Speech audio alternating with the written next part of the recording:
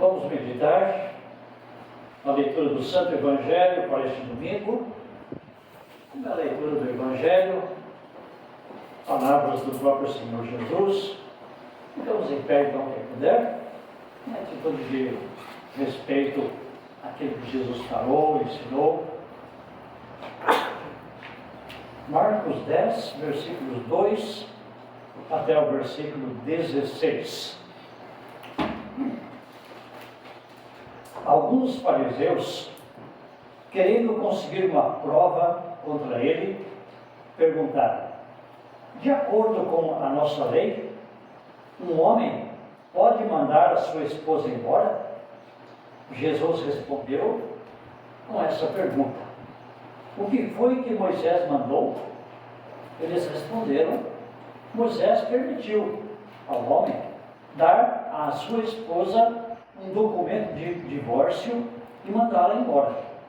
Então Jesus disse: Moisés escreveu esse mandamento para vocês por causa da dureza do coração de vocês. Mas no começo, quando foram criadas todas as coisas, foi dito: Deus os fez homem e mulher, por isso o homem deixa o seu pai e a sua mãe para se unir com a sua mulher, e os dois se tornam uma só pessoa. Assim, já não são duas pessoas, mas uma só. Portanto, que ninguém separe o que Deus uniu. Quando já estavam em casa, os discípulos tornaram a fazer perguntas sobre esse assunto. E Jesus respondeu: um homem que mandar a sua esposa embora e casar com outra mulher estará cometendo adultério contra a sua esposa. E se a mulher mandar o seu marido embora e casar com outro homem, ela também estará cometendo adultério. Depois disso, algumas pessoas levaram as suas crianças a Jesus para que ele as abençoasse. Mas os discípulos repreenderam aquelas pessoas. Quando viu isso, Jesus não gostou e disse: deixe que as crianças venham a mim e não proíbam que elas façam isso, pois o reino de Deus é das pessoas que são como estas crianças. Eu afirmo a vocês que isto é verdade. Quem não receber o reino de Deus como uma criança, nunca entrará nele. Então Jesus abraçou as crianças e as abençoou, pondo as mãos sobre elas. Esta leitura pode assentar-se. Deus abençoe o nosso meditar, sempre nos ensinando, guiando na pessoa do Espírito Santo. O lema permanente da nossa igreja é Cristo para todos. Existem lemas anuais, como temos aqui, confirmados na fé em Cristo. Mas o lema permanente é este: Cristo para todos. Destacamos aqui nesta mensagem Jesus para todos, que é a mesma coisa, né? Cristo para todos, Jesus para todos. Jesus tinha motivo suficiente para desprezar os professores da lei, os mestres lá no templo em Jerusalém, chamados aqui também de fariseus. Essas pessoas sempre procuravam uma ocasião para incriminar Jesus. Vão até que finalmente conseguem pregá-lo na cruz. Durante toda a sua trajetória, Jesus é, por assim dizer, perseguido por esses mestres da lei. E, como disse, procuravam uma ocasião para condená-lo, para, enfim, mostrar que ele estava errado, prendê-lo e matá-lo. Jesus tinha motivos, então, para dizer: olha, vocês são meus inimigos, eu não quero conversa com vocês, não tenho nada a ver com aquilo que vocês estão dizendo. Então ele tinha motivos para fazer volta e não se encontrar com esses homens, não conversar com eles. Mas não só aqui, e também em muitos outros lugares, Jesus se encontra assim com os fariseus e conversa com eles.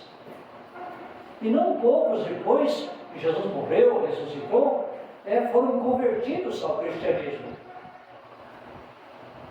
Nos fala mal dos fariseus, né, das autoridades judaicas e tudo mais, mas muitos deles depois se tornaram, sim, cristãos. Jesus, ele sabe que o ser humano tem um coração duro. E ele sabe que os fariseus é a mesma coisa. Então, ele não despreza os fariseus, mas ele vai ao encontro deles e conversa com eles. Tenta não responder a pergunta que eles fazem, pois é uma pergunta capciosa, mas ele tenta orientar, tenta instruir. Sabendo que ao pregar a palavra, ao falar, o Espírito Santo age no coração daquelas pessoas também, e eles podem, sim, acreditar. Então, esses homens, querendo colocar Jesus num teste, numa prova, chegam e perguntam para Jesus, de acordo com a nossa lei, um homem pode mandar a sua esposa embora? Final do versículo 2 aqui em Marcos 10. Eles estavam citando aqui uma passagem lá de Deuteronômio, capítulo 24, no versículo 1, que está dito, né? O homem casa, resumindo o versículo, ele casa, né? Se ele não gostar da esposa, ou não gostar de alguma coisa que não lhe agrada, que ela fez e não lhe agradou, pode preparar um documento de divórcio e mandá-la embora. Está escrito lá em Deuteronômio 24, versículo 1. Está escrito por Moisés. Moisés fala isso, inspirado pelo Espírito Santo também. Mas Jesus vai explicar e dizer, olha, não é assim desde o princípio. Os fariseus pegam um versículo só e em cima deste versículo querem tirar conclusões e ações para o povo, permitindo então que os homens mandassem a mulher embora por qualquer motivo. Historiadores chegam a dizer, a afirmar que se a mulher queimasse a comida e o homem ficasse muito bravo, ele podia mandar a mulher embora, dando-lhe uma carta, um documento de divórcio. A tal ponto chegou, né, a frieza, a dureza do coração do homem. Jesus vai dizer, Moisés falou isso sim, é verdade. Mas ele fala isso por causa da dureza do vosso coração, para tentar minimizar, digamos aí, o sofrimento, a dor, né, de vocês. É por causa do coração duro que vocês têm que Moisés, na sua lei, permite isso. Mas ele vai dizer mais. Nós temos a Bíblia, nós temos a palavra, e precisamos olhar para a palavra como um todo. Então, ele cita também Gênesis 2, 24, né, que o homem deixa o pai e a mãe e se une à sua mulher, tornando-se os dois uma só carne. E aqui no versículo 9 da nossa leitura também, ninguém separe o que Deus uniu. É assim desde o princípio. É assim que Deus quer. Esta é a sua santa, misericordiosa e boa vontade para o bem-estar, para a felicidade, tanto do casal como dos próprios filhos ou dos descendentes deste casal. É assim desde o princípio. Mas por causa da dureza do coração, então existe sim a possibilidade de um divórcio, mas esta não é a primeira vontade de Deus. A misericordiosa, a boa vontade dele. O fato dele permitir o divórcio, isto é uma consequência do pecado, isto é uma segunda vontade de Deus, procurando assim amenizar a dor e o sofrimento, e até mesmo, quem sabe, a condenação. Mas não é assim desde o princípio. como diz Jesus. Desde o princípio, Deus criou o homem e a mulher. E aqui nós estamos num tempo especial para dizer isso, até perigoso, né? Mas precisamos dizer. Deus faz o homem e a mulher para serem companheiros um do outro, um a metade do outro. Então rejeitamos aquilo que o mundo moderno tenta incutir também nas famílias cristãs. Tudo vale, né? Homem com homem, mulher com mulher, até com animais. Aberração à natureza. Deus cria macho e fêmea. Estas são as palavras usadas lá no Antigo Testamento, em Gênesis. Para que eles se completem, para que eles vivam juntos. E como estava dizendo, assim Deus faz, e assim é muito bom. O contrário é muito ruim. O contrário não traz bênçãos, não traz felicidades. E por que Deus zela tanto e insiste tanto, com tanta firmeza e até certa dureza, conforme o entender do nosso velho homem, nessa questão? Fidelidade, o homem para com a mulher e vice-versa. A união para sempre. Porque Deus, ou pelo menos enquanto ambos vivem, porque Deus insiste tanto nisso? Porque Ele quer a família abençoada, feliz. Nesta família, através desse casal, vêm os filhos que precisam de um pai e de uma mãe. Muito difícil, imagino eu. Pai sozinho criar filhos, ou a mãe sozinha criar filhos. Assim Deus fez, e assim funciona, e assim é bom. Que a família esteja unida, que a família possa olhar para a palavra de Deus e buscar aqui condições, sabedoria, forças para de fato viver assim. Há exceções? Há exceções. Mas é bom dizer que a exceção não é a regra. A regra é o casal viver unido até que a morte os separe. Esta é a regra. Esta é a vontade de Deus. A exceção pode acontecer, há perdão, claro, mas a primeira vontade, a boa, a sagrada vontade de Deus é que é ideal. Nos traz de fato paz, alegria, também paz e alegria para filhos, netos e assim por diante. Esta orientação que Jesus deixa muito claro aqui para os fariseus, e também para os discípulos que, na sequência, pegam Jesus lá, se encontram com Jesus, em particular, e Jesus tem o cuidado, sim, de orientar bem os seus discípulos, para que, por sua vez, os discípulos consigam e possam falar e explicar isso também, aí fora para o mundo de Deus. Aí Jesus vai dizer, olha, o homem que se divorciar, casar com outra, comete adultério contra a primeira esposa. E a mulher também, que mandar o seu marido embora, também está cometendo adultério. Você sabe o que é adultério, né?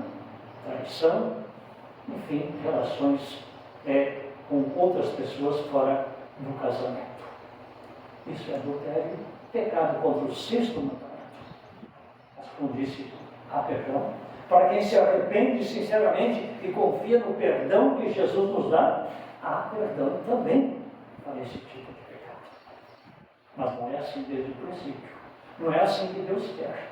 Portanto, em Deus e a partir da sua orientação e firmados na fé em Cristo, sabemos o que é melhor e temos a partir daí sim condições e forças para, mesmo no mundo que tenta e quer destruir a família, nós podemos ser aquela pequena luz no mundo. Uma família com problemas sim, com dificuldades sim. O pecado também está em nós. Mas, com a força que Cristo nos dá, podemos vencer qualquer situação. Podemos ficar fiéis uns aos outros. O marido, a mulher ao esposo, e os dois poderem transmitir aos filhos o temor do Senhor.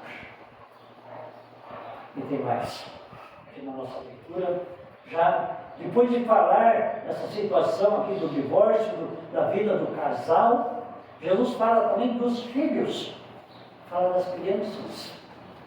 Uma coisa está intimamente ligada com a outra. Cuidado com os filhos, com as crianças, advém desta ligação na família com pais que estão juntos. Pessoas trazem criancinhas para Jesus. Não é dito aqui em nossa leitura que pessoas trouxeram, mas foram as pessoas que trouxeram as criancinhas para Jesus. Mas possivelmente os pais, né? Por que não? Ou os tios, avós. Mas fato é que criancinhas foram trazidas a Jesus por pessoas que sem dúvida eram aquelas que confiavam em Jesus. Quem sabe? Os pais. Veja que coisa bonita. Pais adultos trazendo criancinhas para Jesus, para que ele as abençoasse. Entra aqui um problema. O problema do ser humano. Os discípulos querem impedir. Na leitura do domingo passado, os discípulos também tentaram impedir um homem, Marcos 9:38, tentaram impedir um homem que estava expulsando demônios, mas não fazia parte do grupo dos 12. Então os discípulos tentaram impedir aquele homem de agir em nome de Jesus. Aqui novamente os discípulos tentam impedir a ação desses pais, ou desses adultos, que levavam crianças para Jesus. Vejam os discípulos tentando trancar, tentando impedir. Quem sabe também nós, mesmo sem perceber, e por isso temos que ter cuidado, nós estamos muitas vezes impedindo pessoas ou pequeninos de se aproximarem de Jesus. Aí entra a questão do batismo, né? Por que não falar isso? Trazer uma criancinha a Jesus é trazê-la também ao batismo. Impedi-la de ser batizada ou não trazê-la para ser batizada não seria uma forma de estar impedindo que essa criança se aproxime de Jesus? Cuidado. Melhor seria amarrar no pescoço uma grande pedra de moinho do que e afogar nas profundezas do mar, do que fazer tropeçar um pequenino. Aliás, esse é o único momento que Jesus fica indignado com os discípulos quando eles tentam impedir que as crianças se aproximassem dele. Jesus ficou furioso, ele ficou indignado e disse: não proíbam, não impeçam, mas deixe que elas venham a mim. Não é à toa que Jesus quer famílias estruturadas. Não é à toa que Jesus quer marido fiel e esposa fiel para que tenham filhos e assim transmita aos seus filhos esta segurança, esta firmeza, esta fé que eles têm também no Senhor Deus. A família não pode ser destruída. E não será destruída porque Deus coloca a sua mão. Deus abençoa a família. Deus cuida da tua e da minha, das famílias cristãs, de forma especial, para que através destas famílias venham sim filhos abençoados, felizes, crentes, firmados na fé, no próprio Senhor Jesus. Então Jesus recebe estas crianças. Ele é para todos, né? Ele é para os fariseus, ele é para os discípulos, ele é para os pais que estão trazendo as criancinhas ali para serem abençoadas por Jesus, ele é também para as crianças. Jesus é para todos. E essa bênção, esse abraço que ele dá nas criancinhas, não é um abraço só para aquelas criancinhas naquele momento. explicação mais profunda da palavra de Deus, falando sobre esse assunto, vamos perceber que este abraço de Jesus continua, a sua bênção continua, a imposição das mãos dele sobre as crianças e por tabela sobre a família, essa bênção continua através de momentos como esse. Momentos que estão acontecendo, ou neste momento está acontecendo isso em muitos outros lugares. Pessoas como você e eu, sendo abençoados por sua palavra, pelo próprio Jesus que está presente conosco, também na Santa Ceia. Enfim, ele usa as nossas mãos para serem impostas sobre os outros, uns sobre os outros, a fim de maneira fervorosa, amorosa, podemos continuar. As nossas famílias, algumas desestruturadas, na verdade, quase todas, né? Umas mais, outras menos, enfim, com problemas. Mesmo assim, Deus quer estar do nosso lado. E Ele está do nosso lado. Ele quer estar com todos, para nos trazer novamente a paz, a alegria, a felicidade, a certeza do perdão, quando, claro, temos este reconhecimento de nossa fraqueza. E assim como uma criancinha depende inteiramente de Jesus, ou dos pais, melhor, também nós dependemos inteiramente de Deus. É o que é dito aqui na nossa leitura também. Se vocês não receberam o reino de Deus como uma criança, nunca entrará nele. Versículo 15. Criancinhas, elas sabem que dependem dos seus pais. Criancinhas, ao ouvir uma história de Jesus, não fica perguntando se isso é verdade ou não é verdade. Ela acredita simplesmente. Também nós, com esta inocência, no bom sentido de uma criança, queremos olhar para a palavra e pedir ao Santo Espírito, dá-nos fé, fortalece a nossa fé. Santo Espírito, faz com que possamos reconhecer nossas fraquezas e a nossa dependência do teu grande amor e do teu perdão, sempre concedido a nós em Cristo Jesus.